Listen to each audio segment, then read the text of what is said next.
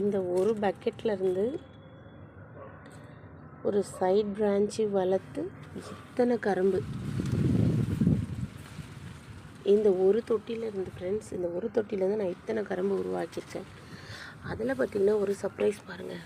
சேப்பக்கிழங்கு ஒன்று வளர்ந்துருக்கு, மாங்காய் ஒன்று வளர்ந்துருக்கு ஃப்ரெண்ட்ஸ். நானே பார்க்கல. சேப்பக்கிழங்கு ஒரு 2-3 நாளைக்கு முன்னாடி பார்த்துட்டேன். இப்போ நான் பார்க்குறேன். பார்த்திங்கன்னா ஒரு மாங்காய் செடி வளர்ந்துருக்கு ஃப்ரெண்ட்ஸ்.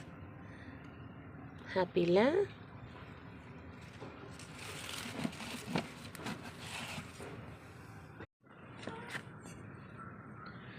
எப்படி இதை எடுக்கிறதுன்னு தெரியல ஃப்ரெண்ட்ஸ்.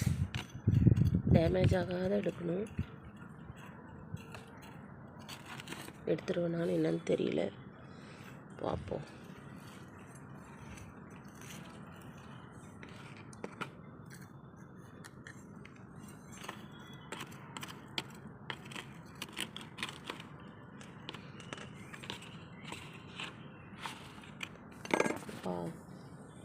எடுத்துட்டேன் ஃப்ரெண்ட்ஸ். பாருங்கள், நாங்கள் சாப்பிட்டு போட்டது எங்களுக்கே இன்றைக்கி ஒரு செடி வளர்ந்துருக்கு.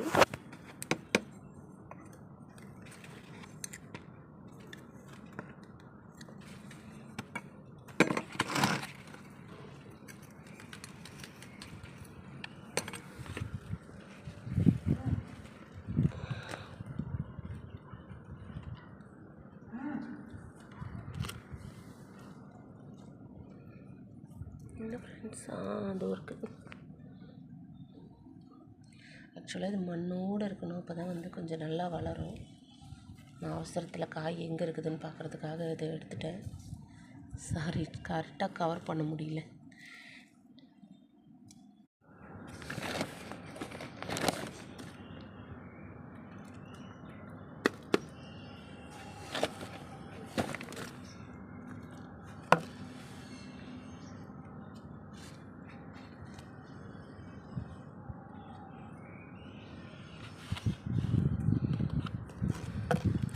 இவ்வளோ நேரம் நான் இதை கவனிக்கவே இல்லை. சரி, நான் அப்புறம் எடுத்து வைக்கலான்னு சொல்லிட்டு இருந்தேன் சார் ஃப்ரெண்ட்ஸ்.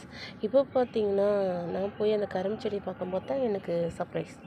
இந்த மாங்காய் கன்று வரல. நான் பல்லாவர சந்தையில் ஒன்று வாங்கிட்டு வந்திருந்தேன். வெறும் பூவோடு பிஞ்சோடு வாங்கிட்டு வந்திருந்தேன். அது கொட்டிடுச்சு. அதுக்கப்புறமும் மறுபடியும் பிஞ்சு வச்சுது, கொட்டிடுச்சு. இப்போது அதில் லீஃப்லாம் இல்லாமல் மொட்டையாக இருக்குது. துளுத்து வருது. இப்போ தான் காட்டுறேன் பாருங்களேன். இந்த நிலையில் எடுத்துன்னு வந்து வச்சுருக்கேன்.